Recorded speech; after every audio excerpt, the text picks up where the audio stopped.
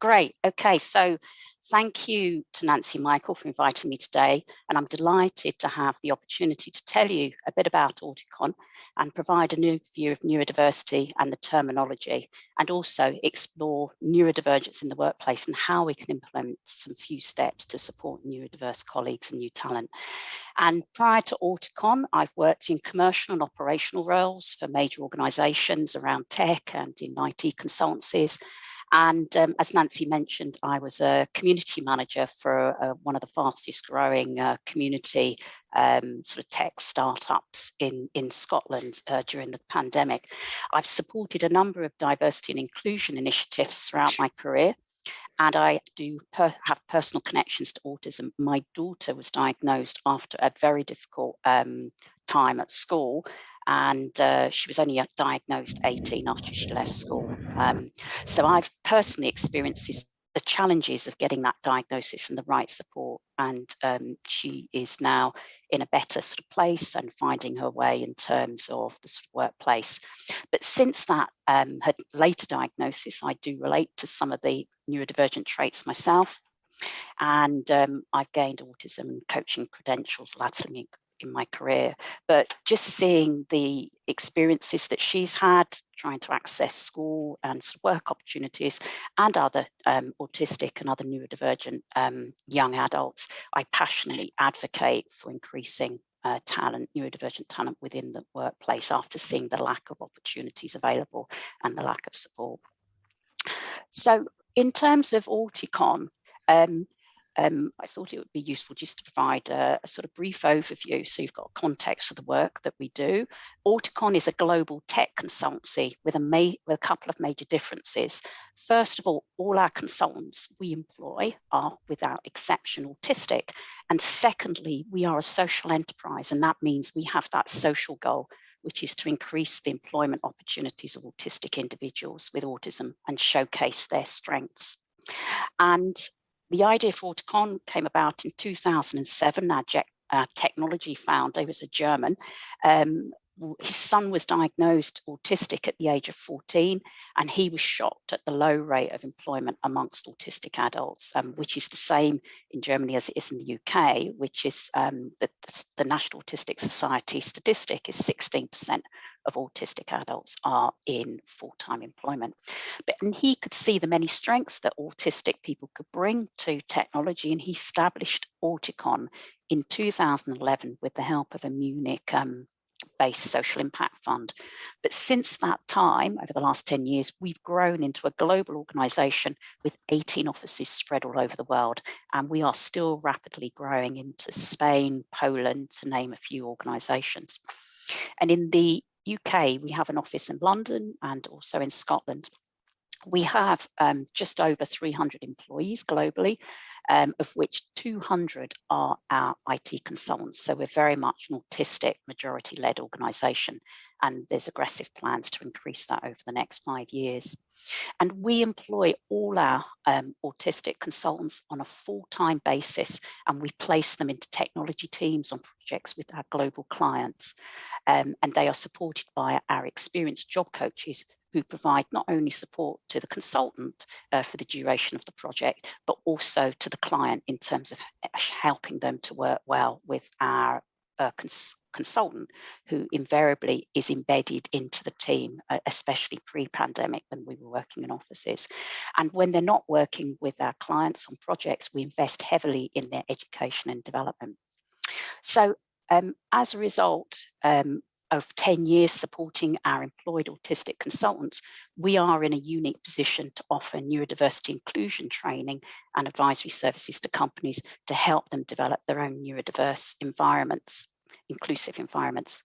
And so we're sort of imparting that knowledge, and as inclusivity is part of what we do, our training is endorsed, and we get the input of our consultants into that training.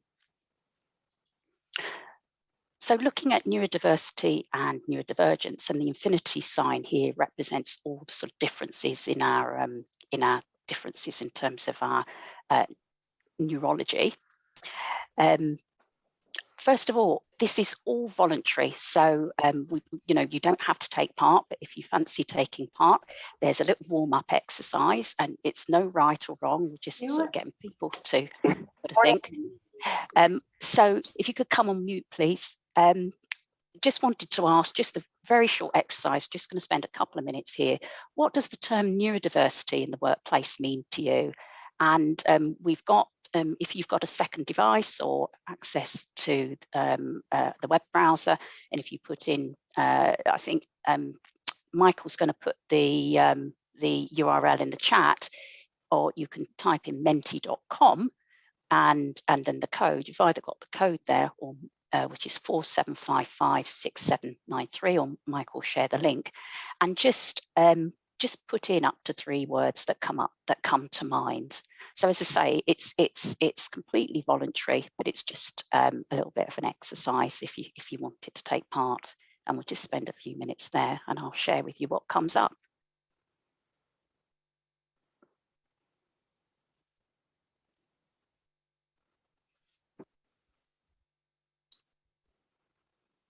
So we can see. So brilliant. I can see it's live. Yeah, it's lovely, isn't it? Opportunity. I can see spectrum, benefits, value, inclusive thinking. And what's really interesting is the word opportunity is really big there. So the bigger the word, it means that it's been used more. Yeah. More. Yeah. Value, interesting, communication.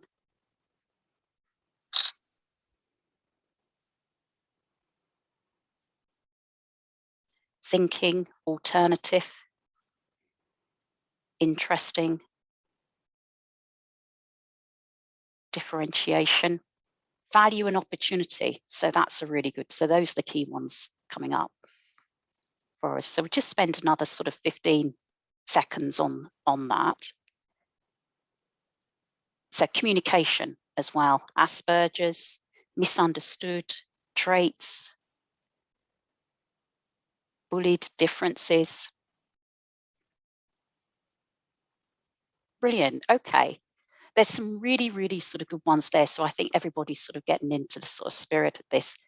So what I'm going to do, I'm just going to just count down from 10, and then we'll just stop that exercise at 10, 9, 8, 7, 6, 5, 4, 3, 2, 1.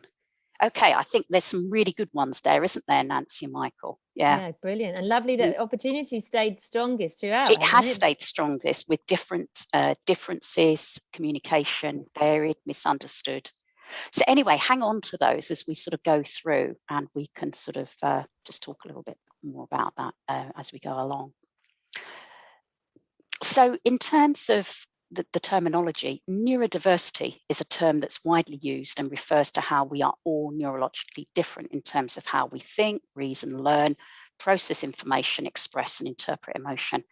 And there is a neurodiversity movement that's growing in society that suggests the term neurodiversity is representative of the fact that there are differences in neurology, and this should be protected, and it should be respected as a protected social category similar to ethnicity, sexual orientation, gender and disability. And that stems from the idea that our brains are all different. There isn't a normal type of brain or a right style of thinking. And in this respect, neurodiversity has been used to shift the conversation away from seeing these conditions as a deficit and disability to now focus on the strengths and advantages that they can bring to the workplace. And also bringing more acceptance into the workplace and understanding that adjustments are needed to support individuals to carry out that role. And often neurodivergent individuals can have more than one condition, and we call that neurodivergent conditions such as ADHD, autism, and these can need to be managed in a unique way for individuals to be supported within the workplace. So neurodivergence refers to the specific conditions, each with their different traits and symptoms, and that's based on a medical diagnosis.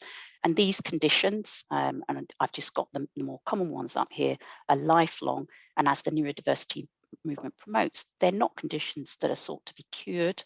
They are differences to be celebrated with their strengths.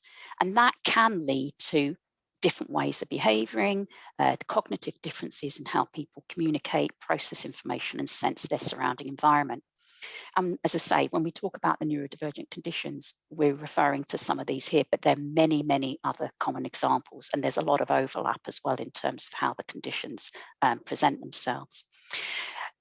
Neurodivergent conditions make up 1 in 7 of the population, so and the diagnosis for autism is 1%. So it's highly likely that you already work with somebody with a neurodivergent condition, whether they've disclosed that or not, and sometimes people don't know.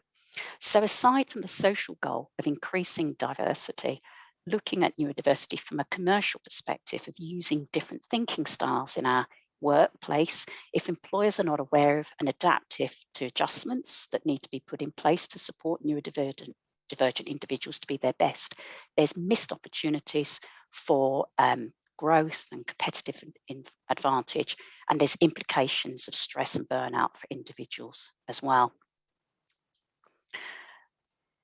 And if we look at our cognitive profiles in terms of some of the skills that we have, it's useful to think of it using a linear profile along a spectrum of strengths and challenges we all face. Some of us have better skills and traits and than others in all different areas. We're very different.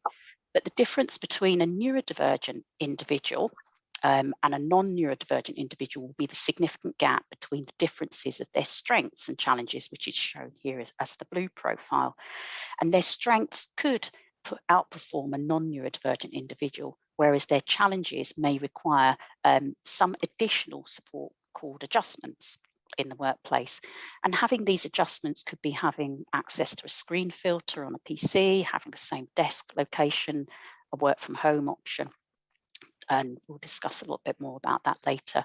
But often these adjustments are quick and cost minimal to implement. And more importantly, these adjustments can be the difference from working effectively or not at all. And as you can see from the green profile for non-neurodivergent individuals, they have significantly less difference in their strengths and challenges, which is shown by the green line here. So some of the common challenges for neurodivergent individuals are indicated at the bottom of the blue profile here, but this isn't set in stone. It's a spectrum condition, and everyone experiences things different and has different strengths and challenges. But if we combine the strengths of our specialist thinking styles of our neurodivergent colleagues, which is the top part of the blue profile, and these are just examples here, but if we combine that with the generalist thinking style of our non-neurodivergent colleagues, then that's where we can create a seed for higher performing teams, innovation, and higher productivity. So looking at neurodivergence in the workplace, and if we look at autism as an example of one of the neurodivergent conditions, as it can be one of the more complex ones, but there's certainly a lot of overlap in the strengths and challenges that autistic individuals have with some of the other neurodivergent conditions that people have. There are many ways to define autism, but a good description is that autism is a neurodevelopmental condition, and it affects how an individual experiences and interacts with the world and other people. And the term neurodevelopmental refers to conditions which occur from birth and can affect learning, memory, cognition. And we also know that autism influences imagination, sensory perception, as well as emotional literacy, which is interpreting and recognizing emotions and information processing. And whilst somebody may be diagnosed autistic in adulthood, they would have always been autistic. It will be that it wasn't picked up or identified until that point. But some of the common characteristics which are used to form the diagnosis are that there's differences in social communication and social interaction. There's cognitive differences in terms of attention to detail, focus, and planning day-to-day tasks. There are sensory differences as well, such as individuals can be hypersensitive, which is oversensitive to certain stimuli, or they can be undersensitive as well. So stimuli could be anything from light, it could be noise, crowded spaces, smells of certain smells of perfume aftershave, taste of certain foods, for example. So it's important to consider that whilst everyone is diagnosed with autistic, there will be various differences. Everybody expresses and experiences their differences, their autism differently. So it's important not to stereotype individuals. And as Stephen Shaw, the autistic thought leader, says, if you've met one person with autism, you've met one person with autism. And as I say, in terms of the prevalence, we know that 1% of the population has autism, but taking into account the fact that the diagnosis rates are steadily increasing, this is due to an increased awareness amongst health professionals and education providers. It estimates that those diagnosed will be anything from 700,000 to 1.1 million. And there is a diagnostic bias of 3 to 1 male to female, and that's because the diagnostic was originally set up to recognise more of the sort of male traits, and this now is starting to change as the female representation and understanding of autism is now being sort of recognised. But if we look at autism, as I say, as one of the neurodivergent conditions, these differences in neurology enable autistic individuals to bring certain cognitive strengths to the workplace if reasonable adjustments are implemented to minimise their challenges. So autistic individuals can have that logical, analytic, data-driven thinking style, and that enables them to make decisions objectively. And that deep focus and concentration when working on tasks lends itself to high work rate, quality, and innovation. And that attention to detail and the ability to spot patterns in data and see trends are great skills for analysing data, looking at compliance and risk. And in our area in technology, we employ, as I say, data analysts and cybersecurity specialists. And that ability, as I say, to retain and recall facts in niche areas enables them to develop into subject matter experts as well. And that honest, impartial, and authentic communication allows them to question the norms within teams, breaking free from groupthink within teams. As I say, along with other skills and talents, autistic people frequently prove themselves to be punctual, reliable, dedicated, and loyal. And that different wiring enables individuals to look at things differently, leading to creativity and innovation, expression of ideas, and distinctive imagination. And whilst technology is a good fit for autistic individuals, there are many other sectors that autistic individuals are flourishing in too. So some of the differences can create challenges for our neurodivergent colleagues in the workplace if they're not supported. But many neurodivergent individuals can cope fine if they've sought roles and environments that suit their way of working. And so for our consultants, there can be social challenges when starting a new role. Going through an onboarding program, individuals may find it hard to read people's team members' body language, social nuances, the jargon they use. And there can be challenges with eye contact, tone of voice, shyness, and social anxiety. And some autistic people can appear to be aloof to colleagues, but often individuals do want to socialise and feel included, they just need a way in. And some individuals, predominantly females, can mask their autism to build up social connections and end up exhausting themselves as it's not intuitive, this skill, to them.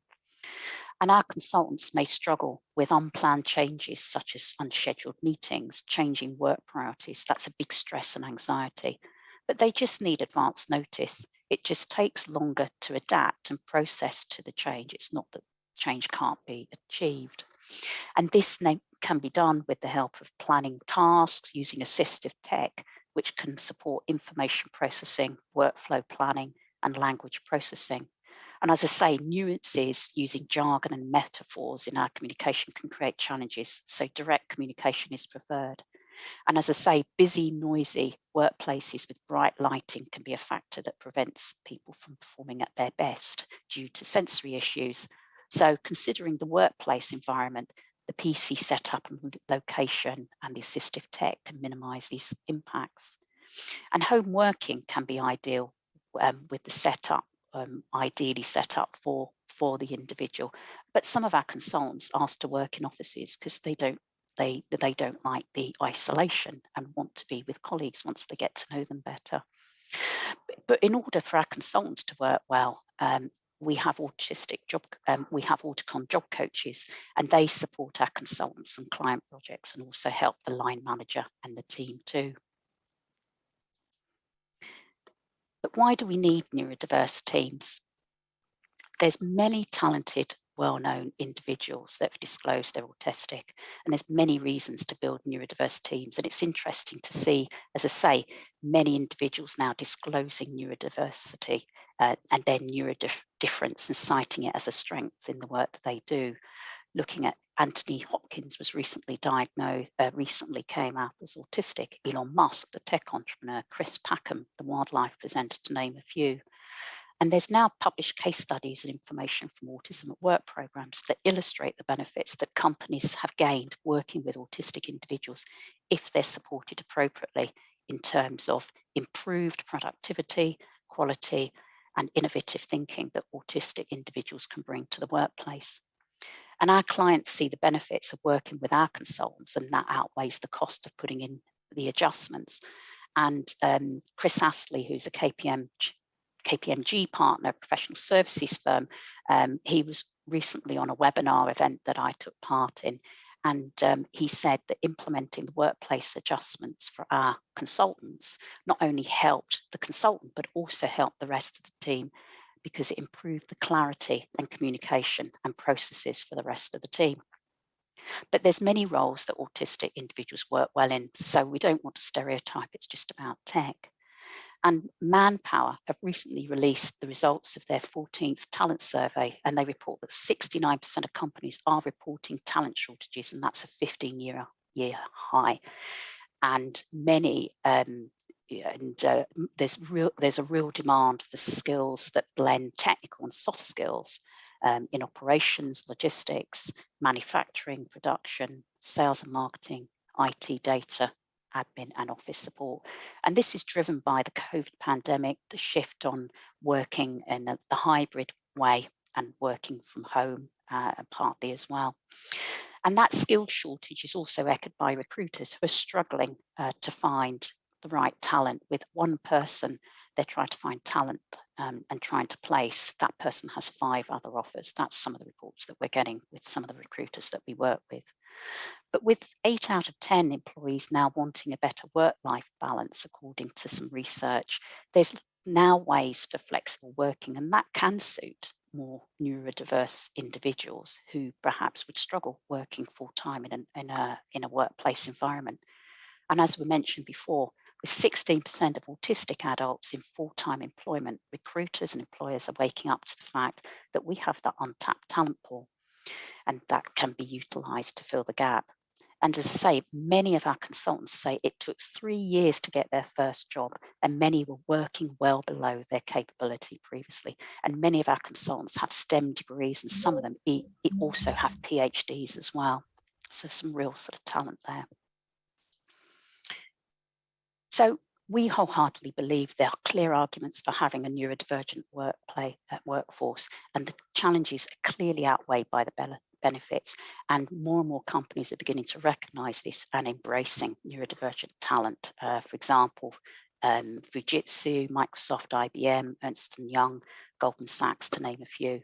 And JP Morgan Chase, an investment financial services provider, stated that their autistic adults consultants demonstrate 48% faster job performance and are 92% more productive. And neurodivergent employees helped SAP, a technology provider, develop a technical fix that saved the company an estimated 40 million Australian dollars. But I also enclose some feedback from some of our clients that illustrate the benefits our clients have gained working with our consultants. So in terms of improved processes and practices, increased productivity, these benefits our clients see outweigh the workplace adjustments that they've had to put in place. So what can we do first? So this is just a voluntary sort of exercise again. I wanted you, as I say, still exercise that I wanted you to think about how you could potentially help colleagues that might be neurodivergent. Just thinking back to that spiky profile that I explained, neurodivergent individuals will have a wider gap in their strengths and challenges. So in order for neurodivergent individuals to work at their best, they may need support in some areas. So I've highlighted 4 different areas here that neurodivergent individuals may experience some level of challenge. But of course, everybody is unique and they experience their condition differently. And so the workplace adjustments are different for individuals and need to be uniquely profiled for an individual. There isn't a blanket set of challenges, but these are some of the workplace adjustments and profiles that we put together for our consultant. So I'll give a quick explanation of the 4 areas. So the workplace environment means the environment that's set up that your colleague may be working in. And the desk setup, it could be the office setup, the meeting rooms, cafeterias. And then managing day-to-day work means scheduling and execution of work, managing shifting priorities, moving deadlines. And communication means communicating with colleagues and line managers, attending meetings, which could be one-to-one, it could be team meetings, it could be emails, report writing. And work pattern means when you start work, finish, taking breaks, etc.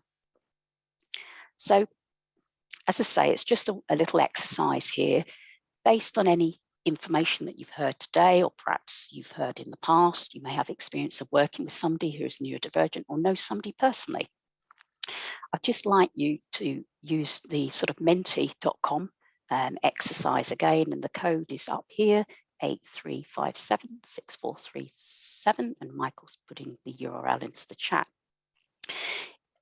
So if you could sort of put that in, if you want to, as I say, it's voluntary. What types of support could you provide, or do you think a neurodivergent individual might benefit from within the workplace, just relating to some of the areas that we discussed? And as I say, it isn't a right or wrong, and I'll just explain that in a bit more detail. So we just spent a couple of minutes. So we've got hybrid working, that's good. Definitely hybrid working seems to work well. That helps manage sort of sensory overload. Coaching, yes, as an ally, as a mentor. Kind lights, definitely kind lights, flickering lights. I get visual distress, so having filters and having sort of better lighting. Keep offices quiet and calm, definitely. Be approachable as a manager. That's definitely one thing, is having that open door policy. And be well organised, outlines for meetings and agendas, definitely having that information to hand. Peer support is definitely important, knowing that there's somebody that's on their side that can help. And noise cancelling headphones. Yes, somebody's got recruitment processes here. Recruitment can be challenging, so revisiting sort of recruitment and making that more neurodiverse friendly. Clear requests. There's some really interesting ones here coming through. Yeah, differences in start and finishing times, because some individuals may find it difficult to start at 9 o'clock if they have particular sleep issues. So looking at the output rather than prescriptive dates, times. A quiet understanding of burnout. Empathy, yeah. So I'm just going to count down and then we'll stop there, but no, some great ones here. So 10, 9, 8, 7, 6, 5, 4, 3, 2, 1. There's some brilliant ones here. No, thank you very much for sharing that. And I'll share the word cloud, Nancy, yeah, at the end. So thank you very much. We're going to have to stop that there, but no, brilliant. Thank you very much for doing that. And let's just see some of the things that we've come up with at Auticon. So some really good examples there. So everybody seems to have got the real sort of understanding of some of the things that can be put in place. And as I say, these are some examples of adjustments for some of our autistic consultants that have asked for some of these things in terms of their workplace adjustments. And we do spend much more time on this on our longer training sessions. But some of the more common requests that we receive from consultants are in the workplace, using software filters on the screen to minimize visual distress, using noise cancelling headphones to zone out noise when working, having the same desk location, same PC with their tech setup helps build familiarity without the anxiety of knowing where you're going to be sitting.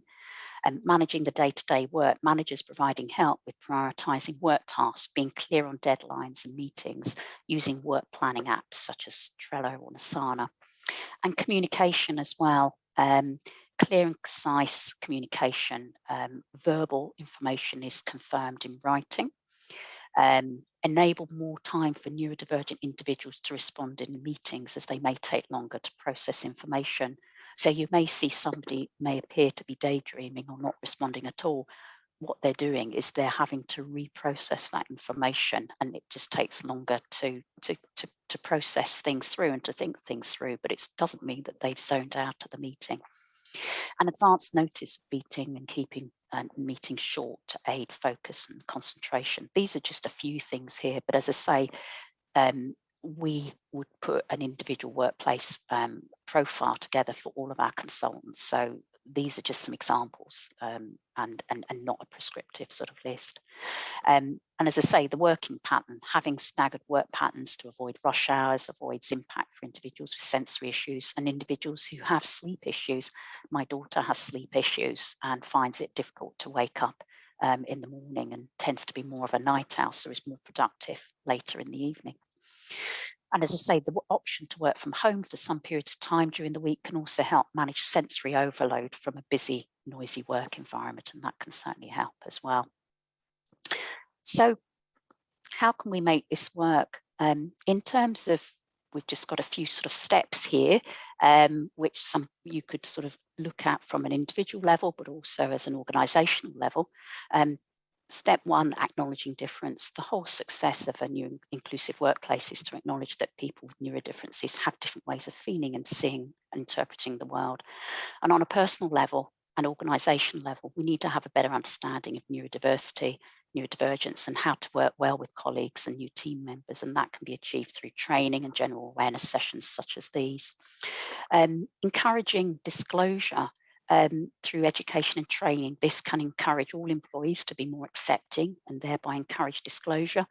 In particular, training line managers, HR, recruitment and talent managers as well, to ensure disclosure is encouraged at the earliest points when people are recruiting within an organisation, but ensuring that all touch points within the organisation, that in terms of websites, any sort of LinkedIn promotional social channels, promote that neurodiversity is encouraged within the organisation.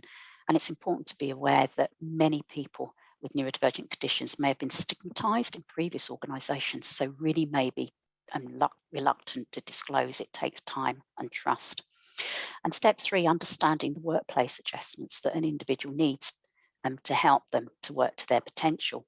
What can you do as a colleague to help somebody? It could be supporting them going to the canteen, a new member going to the canteen for the first time when they've joined an organisation, or attending a social event and being a bit of an ally to them. What can you do as a line manager? Are they working to their strengths? Is there an open door policy if they need help and support?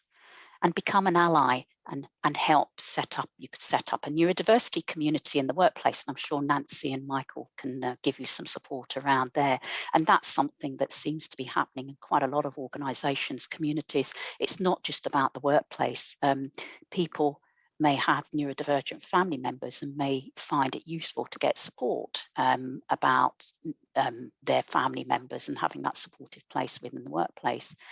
To discuss things like that, but also neurodivergent individuals may find support collectively within a community within their organisation that can advocate for change within their organisation as well.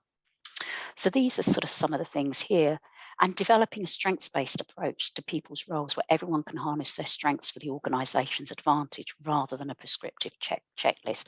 But having that flexibility in the workplace so people can work in the best way that works for them, which could be a hybrid approach as well.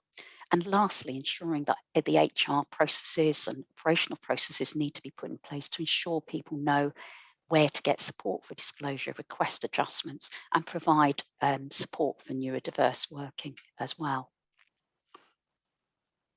So the feedback we hear from organisations that are more advanced in their neurodiversity initiatives is that training is essential across the whole organisation to get everyone on board, and it provides the signal that the organisation takes neurodiversity and neurodivergent colleagues seriously. And our training imparts our lived-in experience of recruiting, managing and supporting our own autistic talent, and many of our consultants have other neurodivergent conditions as well. And that allows us to bring that added dimension to the training that we do. And our training is delivered, as I say, by experienced professionals with clinical and applied experience in autism and neurodivergent conditions. And as inclusion is at the heart of what we do, all our training is developed in collaboration with our autistic consultants, as I say, many of them who have other conditions as well. We list our training here, but in order for a company to embark on this journey, we always encourage them to take awareness sessions and the foundation training, as this is the cornerstone of our training, and ensures that there is a sound foundation of knowledge across the organisation to start and build new inclusive workplace environments. And as I say, some of the advanced modules which layer on from the foundation modules may be of relevance to human resources individuals, legal recruiters and line managers too. So I'd like to thank you for listening, and I'm keen to get your thoughts of what you've heard. And if you have any further questions, please put them through to Nancy if we don't have a chance to speak today. But I'd like to leave you just with a couple of things. What do you do already to support an existing or potential neurodiverse colleague in the workplace? What could you do to improve the experience of neurodiverse colleagues working with you? And where could these strengths be used as an asset within your workplace? And as I say, we hope that I can see some of you again, maybe on an individual level, and share more of our experience with your companies. I'd like to leave you with a short video of one of our consultants and his journey into auticon, and happy to open up for questions after that. Okay, if you put your thumbs up, Nancy, if you can hear it.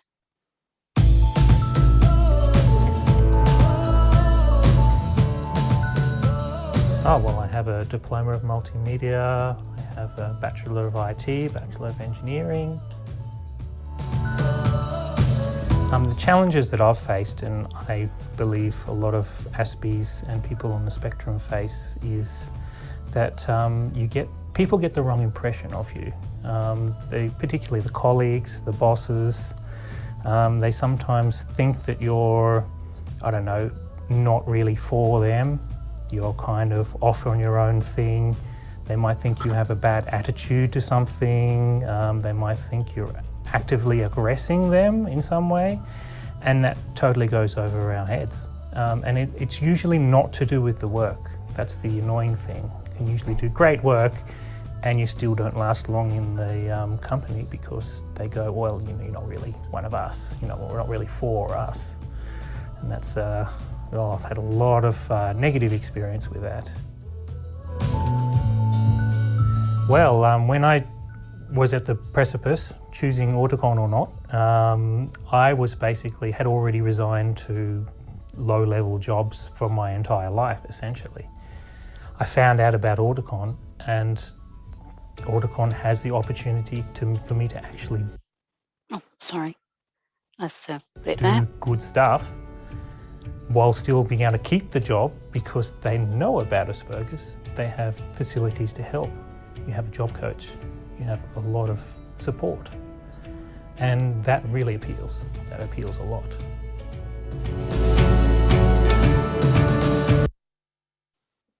Right, so thank you. Thanks very much. I'm just going to stop sharing.